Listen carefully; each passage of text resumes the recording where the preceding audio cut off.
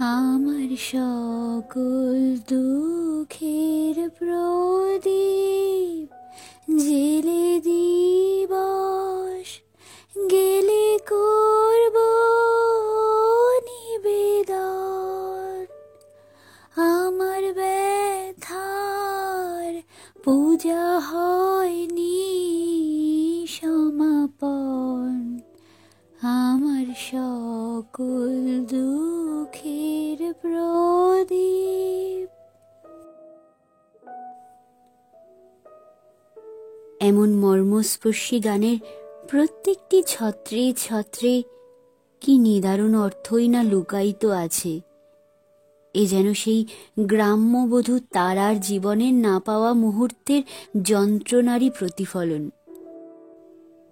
ছোট্ট খোকাকে আঁকড়ে নিশুতি রাত্রে একলাই নিজের দুঃখের সাক্ষী হয়ে থাকে, হয়তোবা আশায় বুক বাঁধে যে তার দুঃখেরও একদিন সমাপন ঘটবে। কি সেই দুঃখ যা তাকে মাতৃত্বের শ্রেষ্ঠ আসনে স্থান দিয়েছে? এমন মায়ের সেই জীবন যুদ্ধের কাহিনী আজ আপনাদের শোনাব। একে গল্প বললে সেই নারীকে ছোট করা হয়। বাস্তববাদী লেখক বিভূতিভূষণ বন্দ্যোপাধ্যায়ের সেই অসামান্য কাহিনীটি আজ আপনাদের শোনাব। নাম সংসার।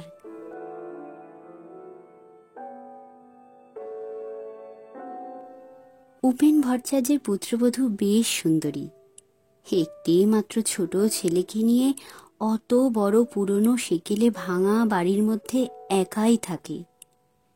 স্বামীর পরিচয়ে বউটি এ গায়ে পরিচিতা নন।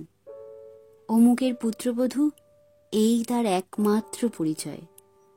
কারণ এই যে স্বামী ভবতারণ ভট্টাচার্য ভবঘুরে লোক। গাঁজা খেয়ে মদ খেয়ে বাপের যথা সর্বস্ব উড়িয়ে দিয়েছে। এখন কোথায় যেন সামান্য মাইনেতে চাকরি করে।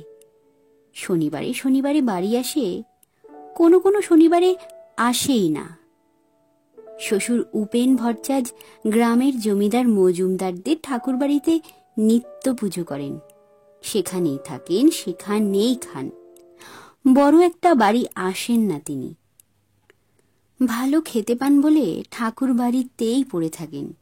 নইলে সকালের বাল্যভোগের লুচি ও হালুয়া, পায়েস, দই ও বৈকালিক ফলমূল বারভূতে লুটে পুটে খায়।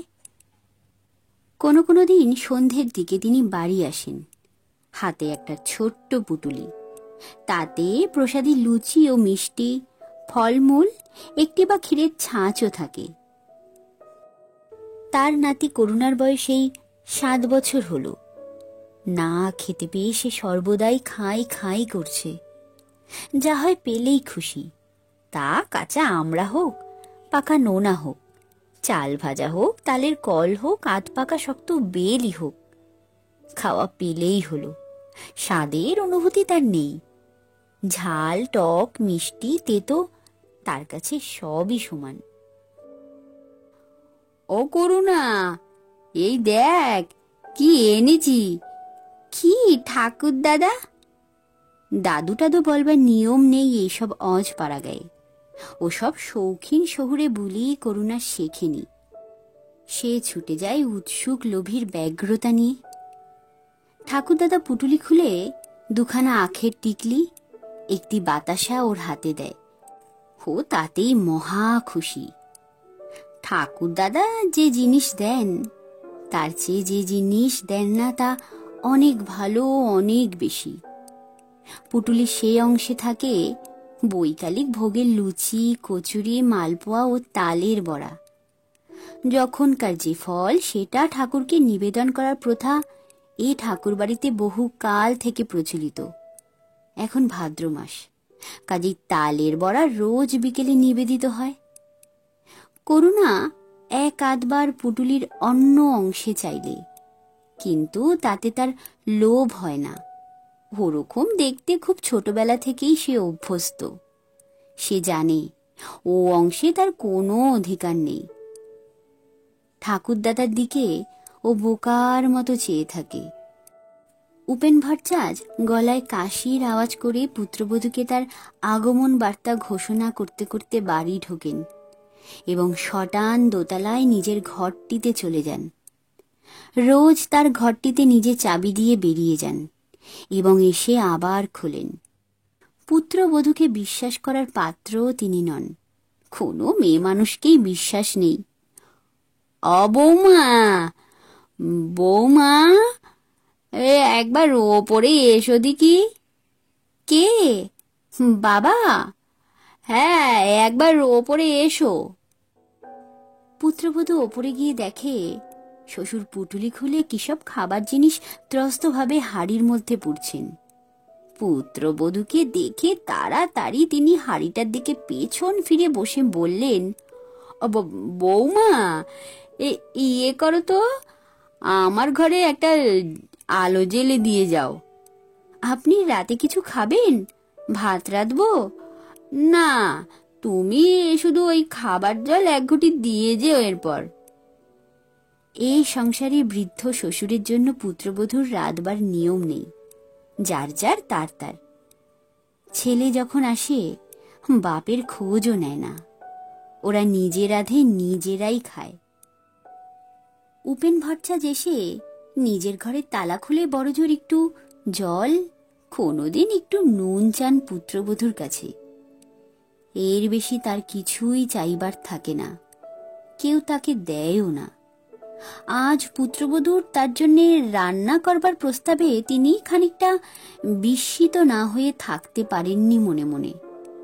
বোধহয় সেই জন্যেই পুত্রবধূর প্রতি তার মনোভাব হঠাৎ বড় দরাজ হয়ে গেল। তার ফলে যখন আবার সে জলের ঘটি নিয়ে ঢুকল, তখন তিনি হাঁড়িটার সামনে নিয়ে বললে, দাঁড়াও বৌমা, করুণাকে দিয়েছি, আর এই তুমি এই দুখানা লুচি আর একটু মিষ্টি নিয়ে যাও, জল খেও, যাও।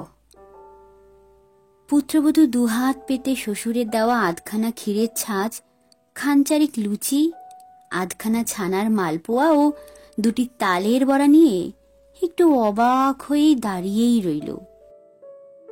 শ্বশুর হঠাৎ কেন এত সদয় হয়ে উঠলেন তার উপরে? না খেয়ে থাকলেও তো কখনো পৌঁছেনো না সে খাচ্ছে না উপোস করছে। সে বললে, আমি যাই বাবা। হ্যাঁ যাও। আচ্ছা, পান আছে? না তো বাবা, এ হাটে আমার হাতে পয়সা ছিল না। করুণার পাঠশালার মাইনেও 4 আনা বাকি, তাগাদা করছে মাস্টার, তাও দিতে পারছি নে। পুত্রবধূর নাম তারা। গরিব ঘরের মেয়ে না হলে আর এমন সংসারে বিয়ে হবে কেন? নিচে এসে সে ছেলেকে ডেকে দুখানা লুচি আর মিষ্টিগুলো সব দিল খেতে। নিজের জন্যে রাখলে দুখানা লুচি আর দুটো তালের বড়া। ছেলেকে তালের বড়া খেতে দিলে ওর পেট কামড়াবে রাতে। সত্যি, তার হাতে পয়সা না থাকায় কোনোদিন রাতে সে কিছুই খায় না। করুণার জন্যে দুবেলার চাল নেওয়া হয় ওবেলা। জল দেওয়া ভাত সন্ধ্যের প্রদীপ জ্বালিয়ে করুণাকে খেতে দেয়, তারপর মায়ে বয়ে শুয়ে পড়ে। নিত্য নক্ষত্র ওঠে আকাশে, নিত্য চাঁদের জ্যোৎস্নায় প্লাবিত হয়ে যায় ওদের মস্ত বড় ছাদটা। ও ছেলেকে নিয়ে অত বড় বাড়ির মধ্যে একখানা ঘরে শুয়ে থাকে। ইঁদুর খুটখাট করে, কলাবাদুর পুরনো বাড়ির কোণে কোণে চটাপট শব্দে ওড়ে। ছাদের ধারের বেলগাছটাতে বেলের ডাল বাতাসে দোলে। কোনো কোনো দিন ওর ছেলের ঘুম ভেঙে যায়। ভয়ে মাকে ঠেলা দিয়ে ঘুম ভাঙিয়ে বলে, ও কি খুটখুট করছে মা? কিছু না, তুই ঘুমো। ও ইঁদুর বাইরের ছাদে, ওই ওই শোনো। ও কিছু না, তুই ঘুমো। শাকচুন্নি আছে মা বেলগাছে? আরে না না, সেসব কিচ্ছু না। শোনো মা, রেতার দাদা গল্প করছিল তাদের বাঁশঝাড়ে শাকচুন্নি আছে। রেতা নিজেও দেখেছি একদিন, মা বুঝলে, উফ, তুই ঘুমো না, ওসব বাজে গপ্প। আচ্ছা খোকন, আমি একা একা রাতে 8টার সময় পুকুরে কাপড় কেচে আসি, আমি তো কিছু দেখিনি। উপেন ভট্টাচার্যের পুত্রবধূর সাহস খুব, এ গায়ের সকলেই বলা বলি করে তা। অত বড় প্রাচীন অট্টালিকায় বহু ঘরদোরের মধ্যে ছোট্ট একটা ছেলেকে সম্বল করে বাস করে, ওই ভূতের বাড়িতে। বাবা, শ্বশুর তো কালে ভদ্রে বাড়ি ফেরে, স্বামীও প্রায় তাই। শনিবারে যদিও বা এলো, রবিবার বিকেলেই চলি গেল। ধন্যি সাহস বটে মেয়ে ছেলের। কেউ কেউ বলে, মেয়ে মানুষেরই ভাই, যাই বলো, অত সাহস ভালো না। স্বভাব চরিত্রের কার কিরকম তা কেউ বলতে পারে না বাবা। শেষ রাত্রে করুণা আবার মাকে ঠেলা মেরে বলে, ও মা, ওঠো না, এ কিসের শব্দ হচ্ছে? উফ, তুই বাবা আর ঘুমোতে দিলি নে। কই, কোথায় শব্দ? কে এসে দরজায় ঘা দিলে? কড়া নাড়লে ওদের ঘরের বাইরে। তারা ধর্মড় করে উঠে বললে, কে? বাইরে থেকে উত্তর এলো, আমি, দোর খোলো। করুণা ভয়ে কাঠ হয়ে গিয়েছিল। হঠাৎ সে খুশিতে চেঁচিয়ে উঠল প্রায়, ও বাবা! তারা তাড়াতাড়ি করে উঠে খিল খুলে দিয়ে একগাল হেসে বললে, হো, এসো এসো, একেবারে শেষ রাত্রিরে, ভালো আছো? হ্যাঁ, ওই বাস খারাপ হয়ে গিয়েছিল রাস্তায়, আসতে যা কষ্ট হয়েছে। তালপুকুরের মাঠের মধ্যে বাস খারাপ হয়ে দাঁড়িয়ে রইল রাত 10টার থেকে। এই খানিকটা আগে তখন চললে। তুমি হাত পা মুখ ধো, জল গামলায় আছে, গাড়ুতেও আছে, আমি ভাত চড়াই। ভাত? শেষ রাত্রিরে ভাত খেয়ে মরি আর কি। তা আমার ওই পুটুলির মধ্যে সরু চিড়ে আছে, তাই দুটো ভিজিয়ে দাও। খোকা, সরে আয়, তোর জন্য জিলিপি কিনেছিলাম, তা মেয়ে নেতা হয়ে গিয়েছে। এই নাও, এই খোকনকে দুখানা দাও আর তুমি দুখানা খাও। আমি খাবো না গো, তুমি খেয়ে একটু জল খাও। ও না না, যা বলছি শোনো না। আরে আমার ওই পেট ভালো না কদিন থেকে, সরু চিড়ে ভিজিয়ে নেবুর রস আর নুন মেখে বেশ কত করে দাও দেখি। থাক থাক, তোমাকে আর শোনাতে হবে না, হাত মুখ ধুয়ে এসো। যাবো, তার আগে একবার ওই গাড়ুটা দাও দেখি। হ্যাঁ, ওই গামছাখানা এখানে রেখে দিও, আমি আসছি। তারা তক্ষুনি চিড়ে ভেজাতে দিল। স্বামী এসে হাত মুখ ধুয়ে বসল। তার সামনে পাথরের একটি বড় বাটিতে চিড়ের কদ নেবু নুন মিশিয়ে তাকে খেতে দিল। স্বামী একটু মুখে দিয়ে বললে, বাহ, বেশ হয়েছে, তা নুন নেবু মিশিয়ে বড় চমৎকার খেতে লাগছে। আর দেব? না না, এই বেশি হয়েছে। তা হ্যাঁ গা, ধার দে না, কত করলে এবার? মাছ কিনেছিলাম, ওই একদিন 4 আনা আর একদিন 2 আনা। আর খোকা আমসত্ত্ব খেতে চেয়েছিল, তাই বৈষ্ণব বাড়ি থেকে কিনে এনেছিলাম 2 আনার। আমসত্ত্ব আবার কিনতে গেলে? বড় নবাব হয়েছ। স্বামীর মুখে কড়া সুরের কথা এই প্রথম নয় তারার। ওর চেয়ে অনেক বেশি রূঢ় ব্যবহার ও কথা সে সহ্য করে আসছে স্বামীর। গা সওয়া হয়ে গিয়েছে তার, তাও বিনে দোষে। খোকা খেতে চেয়েছিল, তা ছেলে মানুষ আবদার ধরলে ও কি আর বোঝে কিছু? অবোধ, না দিতে পারলে কষ্ট হয়। বারে, খোকা কাঁদতে নাগন, দেব না কিনে? না, ও বাপের বাড়ির থেকে পয়সা এনে দিও। মুখ সামলে কথা কও বলছি, বাপ তুলো না খবরদার। ওরে বাপ রে, দেখো ভয়তে ইঁদুরের গর্তে না ঢুকি। তবুও যদি বাপের বাড়ির চালে খড় থাকতো। ছিল না বলেই তো তোমার মতো অজ পাড়াগে মুখু আর মাতালের হাতে বাপ দিয়ে দিয়েছিল। তবে রে, স্বামী ভবতারণ হাতের কাছে ছাতা পেয়ে তাই উঁচিয়েই গেল তারার দিকে। করুণা চিৎকার করে কেঁদে উঠল। ওপর থেকে উপেন ভট্টাচার্য বলে উঠলে, কে কে কি হলো, কে ওখানে? ভবতারণ উদ্যত ছাতা নামিয়ে বলল, তোমায় আমি ফের যদি, ছোট লোকের মেয়ে কোথাকার, খবরদার আবার বাপ তুলছো। বেরো তুমি বাড়ির থেকে, দূর হও। তোমার মুখে ছাইয়ে নুড়ো দেব বলে দিচ্ছি, বেরো। হারামজাদি, দেখ এখনো মুখ সামলা বলে দিচ্ছি। বেরো কেন? তোর কোনো বাবা এ বাড়ি করে রেখে গিয়েছিল কি জিজ্ঞেসে কর, তুই বেরো। করুণা আকুল সুরে কাঁদছে, বাবা মার ধুন্ধুমার ঝগড়ার মাঝখানে পড়ে গিয়ে। ওর মা এসে ওকে কোলে নিয়ে বললে, চল খোকা, আমরা এ বাড়ি থেকে চলে যাই। ওরা থাকুক যাদের বাড়ি, তোর আমার বাড়ি তো নয়। খবরদার খোকাকে ছুঁয়ো না বলছি। যাবি হারামজাদি তো একলা মর্গে যা। খোকা তোর না আমার। বেশ, রইল খোকা, আমি একলাই যাচ্ছি, যা না।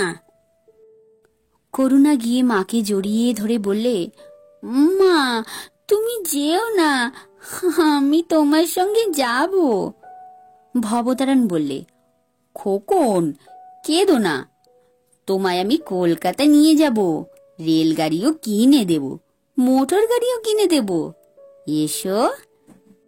করুণা কান্নায় জড়িত সুরে বললে, না, এসো না, কলকাতায় যাবি নে, না। মাকে সে আরো বেশি করে জড়িয়ে ধরে। এমন সময় উপর থেকে উপেন ভট্টাচার্য নেমে এসে ছেলেকে বললে, তুই কি চেঁচামেচি আরম্ভ করলি ভোর রাত্রি? তুই আর মানুষ হলি নে। এই দুঃখে আর আমি বাড়িও আসিনে। কেন মিছিমিছি বৌমাকে যাতা বলছিস? আমি সব শুনেছি ওপর থেকে, তোরই তো দোষ। ও আমার ঘরের লোক কি? আপনাকে তো কিছু বলিনি, আপনি ওপরে যান বাবা। আমাদের কথার মধ্যে আসতে কে বলিছে আপনাকে? আমি যাই না যাই সে আমি বুঝবো।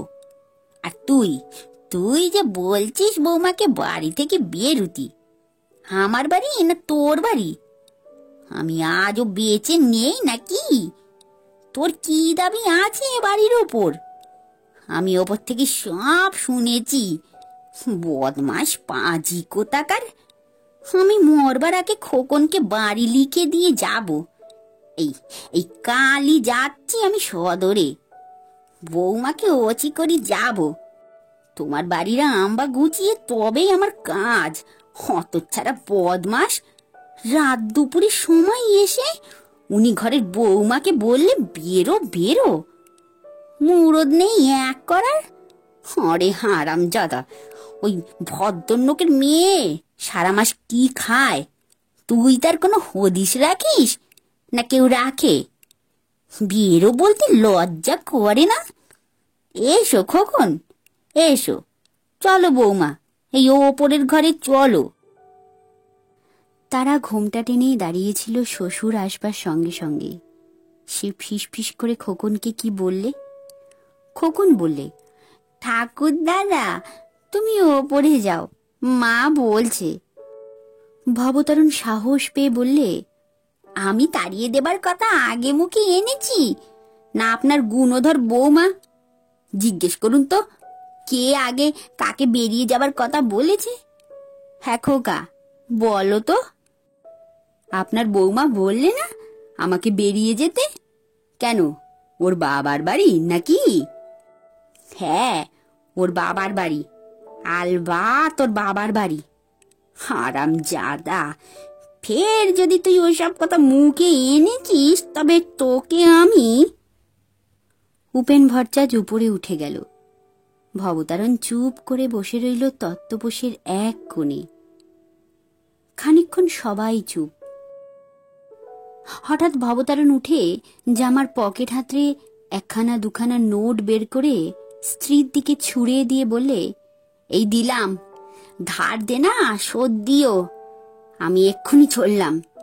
তা দেশলাই কে নিল আমার? তারা বললে, খোকন, দেশলাইটা ওই রয়েছে, দে তো। একটা বিড়ি ধরিয়ে নিয়ে ভবতারণ জামা গায়ে দিতে দিতে বললে, এসেছিলাম অনেক আশা করে, তাই এবারই আমি থাকবো না। এখানে আমার আর পোষাবে না বুঝলাম। কেউ যখন আমাকে দেখতে পারে না এ বাড়িতে, খাওয়াও হলো না, শরীরটাও খারাপ, তা হোক, যাবই, আর আসছি নে। দেখ খোকন, যাবি কলকাতায়? চল আমার সঙ্গে, মোটর কিনে দেব, লেমন জুসও কিনে দেবো। করুণা নিরুত্তর। যাবি? না। এসো আমার সোনা, আমার মানিক, চলো আমার সঙ্গে। এই সময় তারা এগিয়ে এসে স্বামীর হাত ধরে বললে, কেন পাগলামি করছো? বসো, এখনো অন্ধকার রয়েছে, এখন কোথায় যাবে? ছি! হাত ছাড়ো বলছি। ঝটকা মেরে ভবতারণ হাত ছাড়িয়ে দিলে। তোমার মতো ইতরের সঙ্গে আমি কথা বলিনি, আমি খোকনের সঙ্গে কথা বলছি। রাগ করে না? ছি! ফের আবার, এইবার কিন্তু ভালো হবে না বলছি। খবরদার, খবরদার, আমার গা ছুঁয়ো না। আচ্ছা, ছোবো না, বসো এখানে। ফের কথা বলে? খোকন, অ খোকন, যাবি আমার সঙ্গে? আয় আয়। কখনো যদি এ ভিটেতে পদার্পণ করি তবে আমার। করুণা মায়ের পেছনে গিয়ে লুকিয়ে আছে, তার কোনো সাড়াও পাওয়া গেল না। সকাল বেলা, বেশ রোদ উঠেছে। তারা স্বামীকে দুখানা পেঁপের টুকরো হাতে দিয়ে বললে, খাও, পেট ঠান্ডা হবে। ভবতারণ এই ঘুমিয়ে উঠেছে, চোখ ভারী ভারী। পেঁপের রেকাবি হাতে নিয়ে বললে, উনি কোথায়? ওপরে। যাবেন না? তা কি জানি। খাবেন? উনি কবে খান? কাল সন্ধ্যের সময় এলেন, বললাম ভাত রেঁধে দিই, উনি বললেন না। পেঁপে আর আছে? দিয়ে এসো না ওপরে। সে তুমি বললে তবে দেব। সে দিয়ে এসেছি, তুমি তখন ঘুমিয়ে। দিও, বুড়ো মানুষ, সে তোমাকে শেখাতে হবে ঠবে না। খোকন, ও খোকন, শোন। ও খেয়েছে, ওকে ডাকছো কেন? তুমি খেয়ে ফেলো, তোমার পেট ঠান্ডা হবে পেঁপে খেলে। তা এখন কেমন মনে হচ্ছে? এখনো গোলযোগ যায়নি, তা ভাতে ও জল দিয়ে নুন লেবু দিয়ে তাই খাবো। তেল দাও, নিয়ে আসি। করুণা বাপের কাছে এসে বললে, কি বাবা, এ নে খা। তারা বললে, আহা, কেন আবার, তুমি খাও না। এই সময় উপেন ভট্টাচ গরম পায়ে দিয়ে ওপর থেকে নেমে এলেন। ঘরে উকি দিয়ে বললেন, কে? ভবতারণ? ভালো, পেঁপে খা। তা বৌমা, আমি আসি, ওইখানেই খাবো। ভবতারণ, আজ আছিস তো? ভবতারণ দাঁড়িয়ে উঠে বললে, না বাবা, ও বেলায় চলে যাব। আপনি আসবেন না ও বেলা? আচ্ছা, তুই যাবার আগে আমি ফিরে আসবো। আমি। এই সময় তারা ফিসফিস স্বরে কি বললে স্বামীকে। ভবতারণ ডেকে বললে, বাবা। কি? এবেলা এখানে দুটো খাবেন, আপনার বৌমা বলছে, তা ওই কই মাছ আনতে যাচ্ছি বাজারে। একসঙ্গে বসে অনেক দিন খাইনি, কেমন? উপেন ভট্টাচার্য সম্মতি জ্ঞাপন করে রোয়াক থেকে উঠোনে পা দিলেন। কি ভেবে এসে আবার বসলেন রোয়াকে। পুত্রবধূ বললে, তামাক সেজে দেব? দাও দেখি। ছেলে ভবতারণ নিজেই তামাক সেজে এনে দিলে। বৃদ্ধ উপেন ভট্টাচার্য চোখ বুজে হুঁকোয় টান দিতে দিতে চিন্তা করতে লাগলেন। এমন সকালবেলা কত কাল আসেনি তার জীবনে। স্ত্রী মারা গিয়েছে আজ বোধহয় 20 বছর। ভবতারণ তখন 11 বছরের বালক। তারপর থেকেই ছন্ন ছাড়া সংসার জীবন চলছে। আঁটসাঁট নেই কোনো বিষয়ে কারো। তার উপরে দারিদ্র তো আছেই। হাতে পয়সা ছিল না বলেই ভবতারণকে লেখাপড়া শেখাতেও পারেননি। লেখাপড়া শেখালে অত খারাপ হতো না সে। অবহেলিত পুত্রের প্রতি উপেন ভট্টাচার্যের মায়া হলো। কাল অত বকুনি দেওয়াটা উচিত হয়নি। ভবতারণ বাড়ি ফিরে এলো 8টার সময়। স্ত্রীকে বললে, দেখো দেখো, কারে বলে যশুরে কই, হাত পোয়ার নামও নেই, ওপরে 1 পোয়া 5-6 টাকা। তা বাবাকে দেখাও। পুত্রবধূ বললে, এই দেখুন বাবা। বাহ বাহ, তা কত করে সে নিলে? 3.5 টাকা। তা হবে, যুদ্ধের সময় ছিল ভালোই। হে দিন দিন যা হয়ে উঠল। অনেক দিন পরে পুত্র ও পুত্রবধূর সেবা যত্ন জুটল উপেন ভট্টাচার্যের ভাগ্যে। হেমন একসঙ্গে খাওয়া দাওয়া কত কাল হয়নি। তিনি পড়ে থাকেন মজুমদারদের ঠাকুর বাড়িতে পেটের দায়ী তো। ছেলে উপযুক্ত হয়নি। নিজেরই ছেলেটাকে সে খেতে দিতে পারে না। ওদের ভার লাঘব করার জন্যেই তিনি পরের বাড়ি খান। খাওয়া দাওয়ার পর উপেন ভট্টাচার্য দিবানিদ্রা দেবার জন্য উপরের ঘরে চলে গেলেন। পুত্রবধূ তামাক সেজে দিয়ে গেল। আহ, কি আরাম! সব আছে তার, অথচ নেই কিছুই। আজ দিনটা একটা চমৎকার দিন। এমন দিন আবার কবে আসবে? 12 মেশে সজনে গাছে ফুল ফুটেছে, ডালপাতা নড়ছে বর্ষার সজল বাতাসে। ঘুমিয়ে পড়লে উপেন ভট্টাচার্য। উপেন ভট্টাচার্যের পুত্রবধূও আপন মনে আজ কত খুশি। ছন্ন ছাড়া ভাঙা বৃহৎ বাড়ি আজ যেন কার পাদস্পর্শে লক্ষ্মীর সংসারে পরিণত হয়েছে। দোতলায় শ্বশুরকে তামাক সেজে দিতে যাওয়ার সময় এই কথা তার মনে হচ্ছিল। তার আছে সবই, শ্বশুর, স্বামী, পুত্র, যা চায় মেয়েরা। এত বড় বাড়িতে জাজল্যমান সংসার যাকে বলে।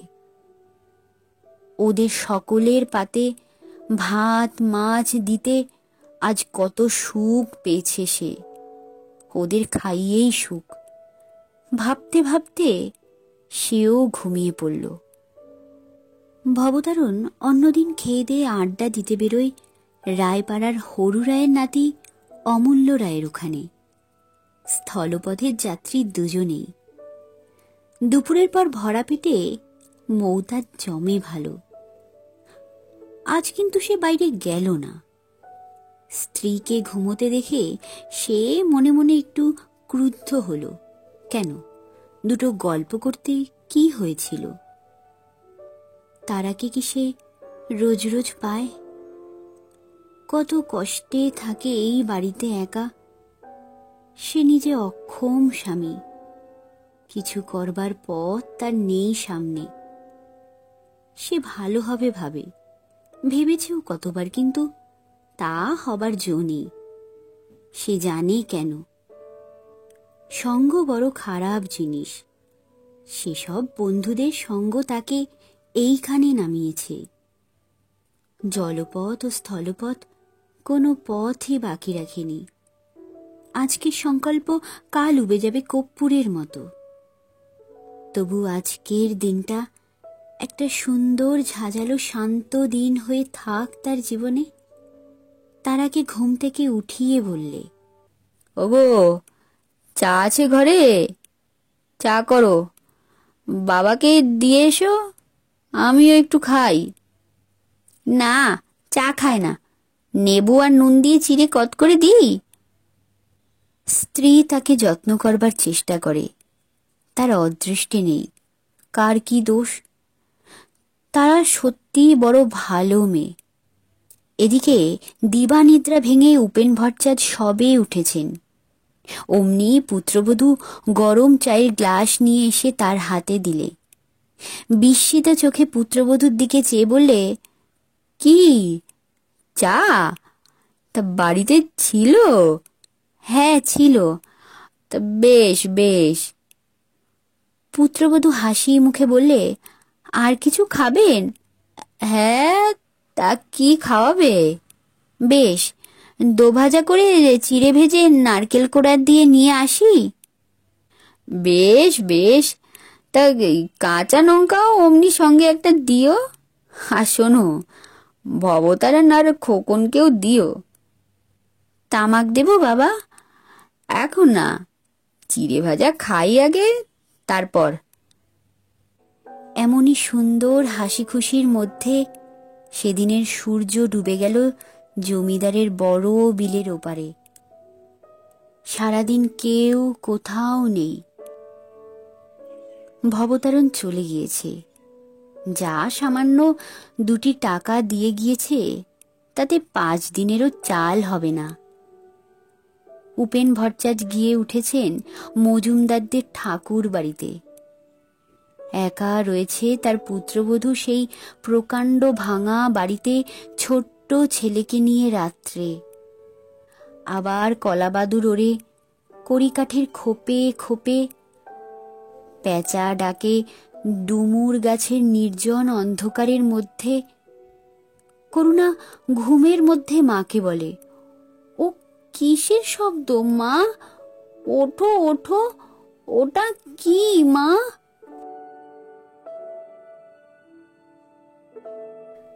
এতক্ষণ শুনলেন গল্প সংসার।